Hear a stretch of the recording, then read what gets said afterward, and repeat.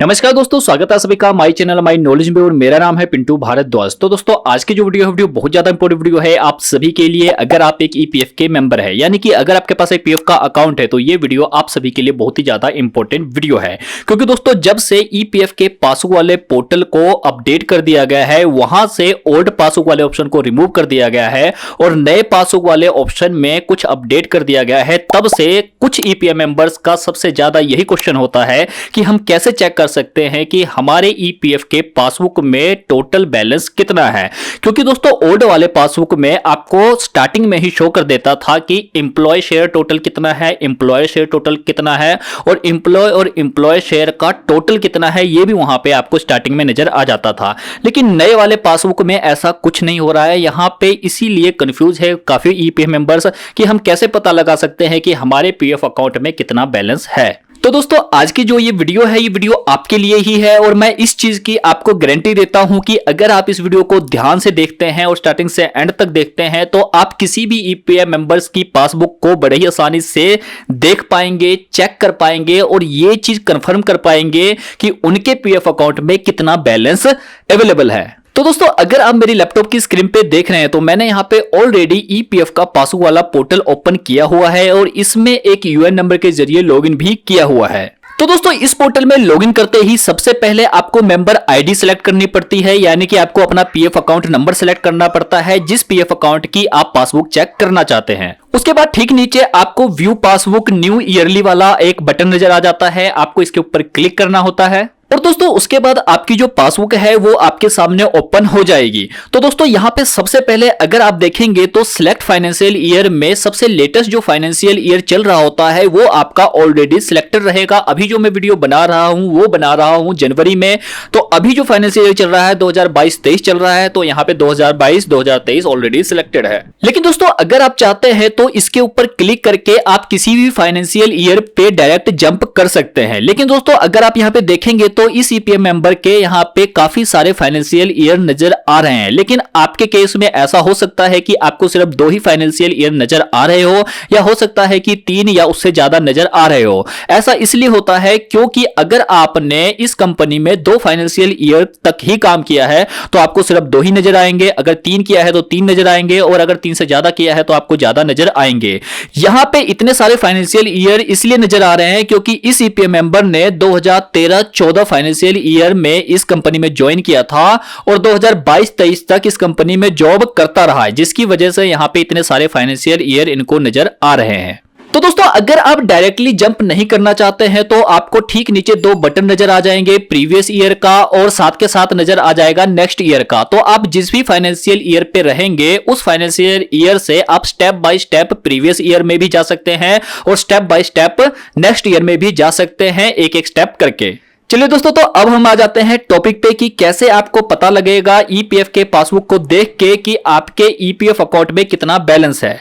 तो दोस्तों आप सभी को बता देना चाहता हूं कि अगर आप ये चेक करना चाहते हैं कि आपके पीएफ अकाउंट में कितना बैलेंस है, तो इसका सबसे सही तरीका यह है कि आपको लास्ट में यहां पे क्लोजिंग बैलेंस नजर आ रहा है।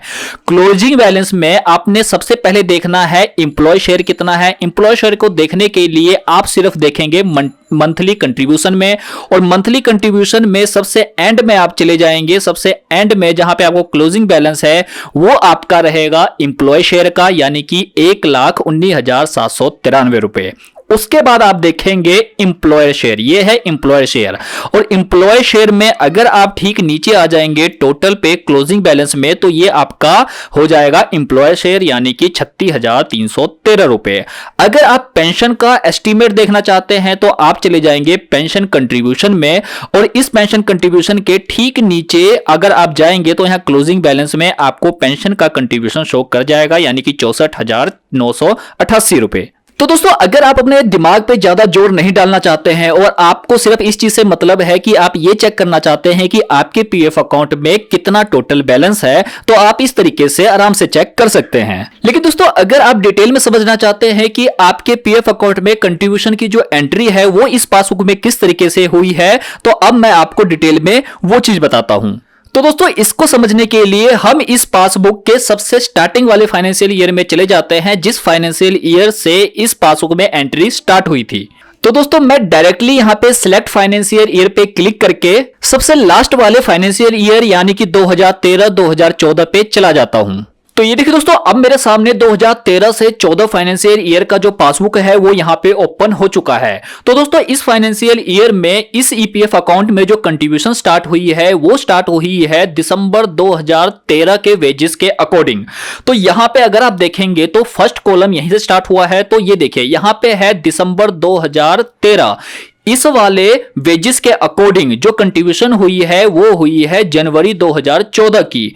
और जनवरी 2014 की जो कंट्रीब्यूशन हुई है वो किस डेट को हुई है वो यहां पे लिखी हुई है 4/3/2014 को। और दोस्तों 6500 अमाउंट के अकॉर्डिंग कैलकुलेट हुआ है ईपीएफ वेजेस का, और 6500 अमाउंट के अकॉर्डिंग ही कैलकुलेट हुआ है ईपीएस वेजेस का। और दोस्तों अब जो यहाँ पे डिपॉजिट हुआ है वो 3 पार्ट में हुआ है। सबसे पहला हुआ है एम्प्लॉय शेयर में, दूसरा हुआ है एम्प्लॉय शेयर में, और थर्ड हुआ है पेंशन कंट्रीब्यूशन में। तो एम्प्लॉय शेयर में हुआ है 12% जो कि आपका ईपीएफ का वेजेस है, और एम्प्लॉय शेयर में हुआ है 3.67% जो कि आपके ईपीएफ वेजेस का है, और पेंशन में हुआ है 8.33% जो कि आपका ईपीएस वेजेस के अकॉर्डिंग हुआ है। तो ईपीएफ वेजेस और ईपीएस वेजेस दोनों ही 6500 है। तो 6500 के अकॉर्डिंग ही यहां पे कंट्रीब्यूशन हुई है। अब अगर आप यहां पे एम्प्लॉय शेयर में देखेंगे तो 780 रुपए हैं, जो कि अगर आप 6500 का 12% करते हैं तो 780 बनते हैं। तो 780 की एंट्री है। उसके बाद यहां पे एम्प्लॉय शेयर में है 3.67% की एंट्री जो कि बनती है 239 रुपए, उसकी एंट्री यहां पे है। अगर आप पेंशन का देखेंगे तो 541 रुपए हैं जो कि ईपीएस वेजेस का 8.33% है, वो 541 रुपए बनते हैं। तो उसकी एंट्री यहां पे है। इसी तरीके से एवरी मंथ की जो एंट्री है वो यहां पे हो रही है।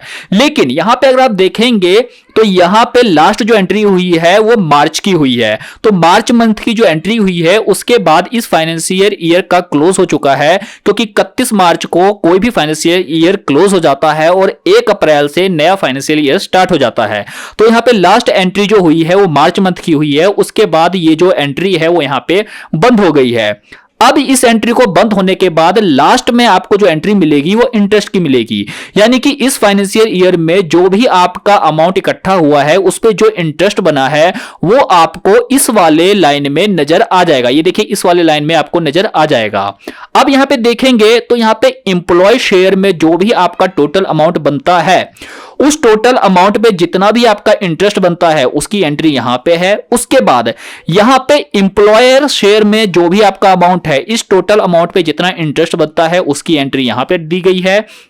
और पेंशन में आपको कोई भी इंटरेस्ट नहीं मिलता है तो इसकी एंट्री यहां पे 0 की गई है। अगर आप इन सब का टोटल करते हैं, इन सब का अगर आप टोटल कर देते हैं तो यहां पे क्लोजिंग बैलेंस पे लिखा हुआ है 2357 रुपए। इसका भी अगर आप टोटल करते हैं सबका तो 722 रुपए, और इसका अगर आप टोटल कर देते हैं पेंशन का तो 1623 रुपए की यहां पे एंट्री की गई है। यानी कि अगर आप ये क्लोजिंग बैलेंस को टोटल बैलेंस भी कह सकते हैं, जो ये है टोटल बैलेंस। ये टोटल बैलेंस कौन से ईयर का है? 2013-2014 फाइनेंशियल ईयर का। अब हम जाते हैं नेक्स्ट फाइनेंशियल ईयर पे जो कि रहेगा 2014 से 2015। उसके लिए आप यहां पे नेक्स्ट ईयर वाले पे क्लिक करके आप जा सकते हैं। लेकिन दोस्तों जाने से पहले आप इन चीजों को माइंड में रखिए कि यहां पे क्लोजिंग बैलेंस कितना है, 2357 रुपए है एम्प्लॉय शेयर का, और 722 रुपए है एम्प्लॉय शेयर का, और पेंशन का है 1623 रुपए। ये दिमाग में रखिएगा। अब हम जाते हैं नेक्स्ट फाइनेंशियल ईयर पे। तो ये देखिए दोस्तों, अब जो हम फाइनेंशियल ईयर है 2014 से 15 पे आ गए हैं। अगर आप यहां पे एंट्री देखेंगे तो यहां पे एंट्री की जो स्टार्टिंग है वो है ओपनिंग बैलेंस से, यानी कि ओपनिंग बैलेंस उस बैलेंस को बोला जाता है जो प्रीवियस फाइनेंशियल ईयर में आपका क्लोजिंग बैलेंस था। तो अगर आपको याद होगा, मैंने बोला था आपको अमाउंट याद रखने के लिए, तो अगर आप देखेंगे तो यहां पे एम्प्लॉय शेयर में 2357 रुपए की ओपनिंग बैलेंस की एंट्री है, और एम्प्लॉय शेयर में 722 रुपए की है, और पेंशन कंट्रीब्यूशन में 1623 रुपए की है। तो आपको पता ही है कि वहां पे क्लोजिंग बैलेंस था, जो टोटल बैलेंस था उसको यहां पे डाल दिया गया है। अब यहां पे जो कंट्रीब्यूशन स्टार्ट हुई है मार्च की, अप्रैल की, मई की, जून की, और इसी तरीके से ये जो एंट्री है वो फरवरी तक गई है। तो दोस्तों अब यहां पे जो कंट्रीब्यूशन की एंट्री हुई है, ये एंट्री उसी तरीके से की गई है जो तरीका मैंने आपको पिछले वाले फाइनेंशियल ईयर में बताया था। तो अब यहां पे क्या है, अगर आप यहां पे एंट्री देखेंगे तो इन सभी एंट्री को अगर आप टोटल करते हैं तो आपका जो अमाउंट बनता है क्लोजिंग बैलेंस में 11,423 रुपए बनता है। तो दोस्तों एक ऐसे ईपीएफ मेंबर्स थे जिन्होंने मुझसे पूछा था कि क्या मुझे हर फाइनेंशियल ईयर का टोटल अमाउंट ऐड करना पड़ेगा। तो आपको ऐड करने की जरूरत नहीं है, क्योंकि ये ऑलरेडी यहां पे आपके नेक्स्ट फाइनेंशियल ईयर में ऐड कर दिया जाता है। और जब ये जो टोटल लिखा जाता है, ये जो टोटल अमाउंट लिखा जाता है, इसमें ये वाला अमाउंट भी आपका ऐड होता है। तो आप सिर्फ लेटेस्ट वाले फाइनेंशियल ईयर के क्लोजिंग बैलेंस को देख के अपना टोटल बैलेंस पता लगा सकते हैं। तो ये देखिए यहां पे जो आप टोटल करेंगे तो 11,423 रुपए आपके इंप्लॉय शेयर में है, और इंप्लॉय शेयर में अगर आप टोटल करेंगे तो 3,491 रुपए है। और अगर आप पेंशन वाले में देखेंगे तो यहां पे टोटल करके 7,549 रुपए है। तो इसी तरीके से ये टोटल हो गया आपका। तो क्लोजिंग बैलेंस जो है वो अब आपका ये जो अमाउंट है वो नेक्स्ट ईयर में आपको नजर आएगा ओपनिंग बैलेंस में, यानी कि नेक्स्ट फाइनेंशियल ईयर का जब आप पासबुक ओपन करेंगे तो ये जो टोटल अमाउंट है, जो आपका टोटल अमाउंट बनता है, वो आपका ओपनिंग बैलेंस बन जाएगा। चलिए मैं अब आपको नेक्स्ट ईयर की पासबुक दिखाता हूं। तो ये देखिए दोस्तों, अब ये नेक्स्ट फाइनेंशियल ईयर यानी कि 2015 से 16 का जो पासबुक है वो यहाँ पे ओपन है। तो यहाँ पे देखेंगे तो ओपनिंग बैलेंस में आपका प्रीवियस फाइनेंशियल ईयर का जो क्लोजिंग बैलेंस था उसकी एंट्री यहाँ पे कर दी गई है। उसके बाद इस पूरे साल की जो एंट्री है वो यहाँ पे की गई है इसी तरीके से। उसके बाद इस वाले ओपनिंग बैलेंस के साथ ही इन सबको कैलकुलेट करके यहाँ पे क्लोजिंग बैलेंस में फिर से लिख दिया गया है, और इसी तरीके से आपका हर फाइनेंशियल ईयर में एंट्री होती रहती है। चलिए दोस्तों, तो अब हम डायरेक्टली सबसे लेटेस्ट वाले फाइनेंशियल ईयर पे जंप कर देते हैं। तो ये देखिए दोस्तों, अब हम सबसे लेटेस्ट वाले फाइनेंशियल ईयर पे आ चुके हैं, यानी कि जो फाइनेंशियल ईयर भी चल रहा है उस पे आ चुके हैं। और यहां पे अगर आप देखेंगे तो ओपनिंग बैलेंस में आपके पिछले फाइनेंशियल ईयर के क्लोजिंग बैलेंस की यहां पे एंट्री दी गई है। उसके बाद अगर आप देखेंगे तो इस फाइनेंशियल ईयर में जो एंट्री हुई है उसके साथ इसको ऐड करके आपको क्लोजिंग बैलेंस में यहां पे ये एंट्री नजर आ रही है। लेकिन दोस्तों अगर आप यहां पे एक चीज नोटिस करेंगे तो पिछले 2 फाइनेंशियल ईयर से, यानी कि जो अभी एक चल रहा है और इससे पिछले वाला जो फाइनेंशियल ईयर था उसमें यहां पे कुछ बदलाव किया गया है। बदलाव ये किया गया है कि अगर आप यहां पे एम्प्लॉय शेयर में देखेंगे तो यहां पे मंथली कंट्रीब्यूशन के साथ साथ आपको एक और 2 कॉलम जोड़े गए हैं। यहां पे है cumulative balance for the year, उसके बाद यहां पे है नॉन टैक्सेबल और टैक्सेबल। यहां पे ये चीज जो है, इतना सा पार्ट जो है वो अलग से यहां पे ऐड किया गया है। मैं यहां पे आपको हाईलाइट करके दिखा देता हूं। ये जो पार्ट है यहां पे अलग से ऐड कर दिया गया है इस ईयर और इसके पिछले वाले ईयर में, यानी कि 2021-22 और 22-23 में ये आपको 2 जो कॉलम है वो आपको एक्स्ट्रा नजर आएंगे। तो इसके बारे में हम नेक्स्ट वीडियो में बात करेंगे, तो अभी आपको इसके ऊपर ध्यान देने की जरूरत नहीं है। तो दोस्तों उम्मीद करता हूं कि अब आपको समझ आ गया होगा कि आपके ईपीएफ के पासबुक में किस तरीके से एंट्री होती है और आप कैसे आसानी से पता लगा सकते हैं कि आपके पीएफ अकाउंट में टोटल कितना बैलेंस इकट्ठा है। लेकिन दोस्तों ये जो पासबुक अभी आप देख रहे थे, ये पासबुक ऐसे ईपीएफ मेंबर की थी जिन ईपीएफ मेंबर ने ना ही अपना पीएफ ट्रांसफर किया था और ना ही उन्होंने इस पीएफ अकाउंट से कोई अमाउंट विड्रॉ किया था। तो अब कंफ्यूजन तब स्टार्ट होगी जब कोई ईपीएफ मेंबर अपने पीएफ अकाउंट से कोई बैलेंस विड्रॉ कर लेता है या कोई प्रीवियस बैलेंस जो होता है वो उसका नए वाले पीएफ अकाउंट में ट्रांसफर होता है, तो वहां पे कंफ्यूजन क्रिएट होती है। तो चलिए मैं अब आपके सामने एक ऐसे ईपीएफ मेंबर का पासबुक ओपन करता हूं जिन्होंने अपना पीएफ लेटेस्ट वाले में ट्रांसफर भी किया है और उन्होंने कुछ अमाउंट विड्रॉ भी किया था। तो ये देखिए दोस्तों, मैंने यहां पे अब सेकंड पासबुक ओपन कर ली है। अगर आप इस पासबुक को देखेंगे तो यहां पे ओपनिंग बैलेंस में आपको इंप्लॉय शेयर जो है वो 0 नजर आ रहा है और इंप्लॉय शेयर भी 0 नजर आ रहा है और पेंशन कंट्रीब्यूशन भी 0 नजर आ रहा है। अब ये 0 इसलिए नजर आ रहा है क्योंकि इस ईपीएफ मेंबर की जो कंट्रीब्यूशन है वो इसी वाले लेटेस्ट वाले फाइनेंशियल ईयर में अगस्त से कंट्रीब्यूशन स्टार्ट हुई है, यानी कि अगस्त मंथ के वेजेस के अकॉर्डिंग यहां पे एंट्री दी गई है। तो अगस्त मंथ से मान लेते हैं कि एंट्री इसमें स्टार्ट हुई है। तो अगर यहां पे अगस्त मंथ की एंट्री स्टार्ट हुई है, यानी कि इन ईपीएफ मेंबर ने अभी ही इसी साल फाइनेंशियल ईयर में कंपनी ज्वाइन करी थी, तो इसीलिए यहां पे ओपनिंग बैलेंस में 0 नजर आ रहा है क्योंकि इससे पिछले फाइनेंशियल ईयर की इनकी कोई भी एंट्री नहीं थी। ये चीज आपको क्लियर हो गई है। अब दूसरी चीज यह है कि अगर आप इनका एम्प्लॉय शेयर में मंथली कंट्रीब्यूशन देखेंगे तो यहां पे आपको टोटल 4 एंट्री नजर आएगी। अगर आप इन चारों को टोटल करते हैं, मैंने आपको बताया था इन चारों को टोटल करके यहां पे आपका जो क्लोजिंग बैलेंस है वो यहां पे लिखा होता है।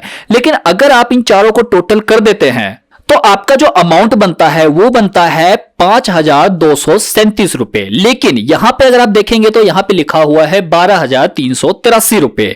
अब ये कैसे हुआ वो मैं आपको समझा देता हूं। तो दोस्तों अब यहां पे ऐसा इसलिए हुआ है क्योंकि इस ईपीएफ मेंबर ने पहले कोई और कंपनी ज्वाइन कर रखी थी, लेकिन इस फाइनेंशियल ईयर में उन्होंने पुरानी कंपनी से रिजाइन डाल के नई कंपनी ज्वाइन कर ली और इन्होंने पिछली कंपनी का जो पीएफ है वो इस कंपनी में ट्रांसफर कर लिया है।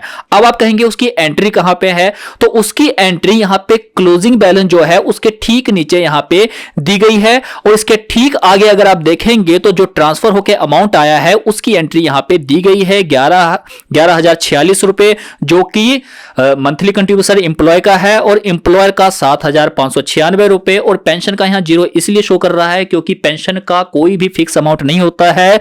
इसीलिए जब भी आप पीएफ को ट्रांसफर करते हैं तो पेंशन की सर्विस हिस्ट्री ट्रांसफर होती है और जब आप अप्लाई करते हैं फुल एंड फाइनल के लिए तो आपकी प्रीवियस कंपनी और करंट कंपनी दोनों की सर्विस हिस्ट्री के अकॉर्डिंग आपका पेंशन कैलकुलेट करके जितना अमाउंट बनता है वो आपको मिल जाता है। लेकिन दोस्तों कई लोगों का यह भी क्वेश्चन होता है कि कई जगह उनकी जो एंट्री होती है वो यहां पे ब्लू कलर से की गई होती है। तो दोस्तों इसमें आपको कंफ्यूज होने की जरूरत नहीं है। ये ब्लू कलर की एंट्री वो एंट्री होती है कि मान लीजिए कि किसी मंथ की जो एंट्री है वो आपकी डबल है, यानी कि ऐसी कोई एंट्री जो एक दूसरे से कनेक्टेड है तो उसकी जो एंट्री होती है वो एक लिंक के अंदर ही ऐड कर दी जाती है। फॉर एग्जाम्पल अगर मैं यहां पे ट्रांसफर वाले एंट्री पे क्लिक करता हूं तो मेरे सामने एक पॉपअप विंडो ओपन हो जाती है और इस पॉपअप विंडो में अगर आप देखेंगे तो मार्च मंथ की यहां पे 2 एंट्री है। जो पैसा आपका ट्रांसफर हुआ है उसका एक इंटरेस्ट की एंट्री है और आपके जो पीएफ अमाउंट ट्रांसफर हुआ है उसकी एंट्री है, यानी कि ये दोनों जो आपको एंट्री है वो एक दूसरे से कनेक्टेड है।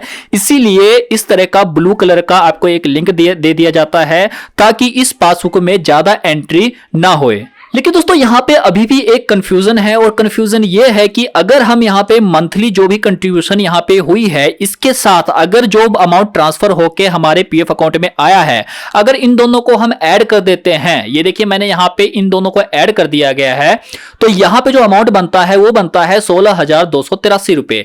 लेकिन अगर अभी भी अगर आप क्लोजिंग बैलेंस में देखेंगे तो यहां पे 12,383 रुपए है, यानी कि अगर आप 16,283 में से 12,383 रुपए को माइनस कर देते हैं तो भी यहां पे आपको एक बड़े अमाउंट का डिफरेंस नजर आ रहा है। तो ये देखिए दोस्तों यहां पे जो अमाउंट का डिफरेंस आ रहा है वो आ रहा है 3900 का, यानी कि 3900 का डिफरेंस आ रहा है, जबकि यहां पे होने चाहिए आपके 16,283 रुपए, लेकिन यहां पे शो कर रहा है 12,383 रुपए।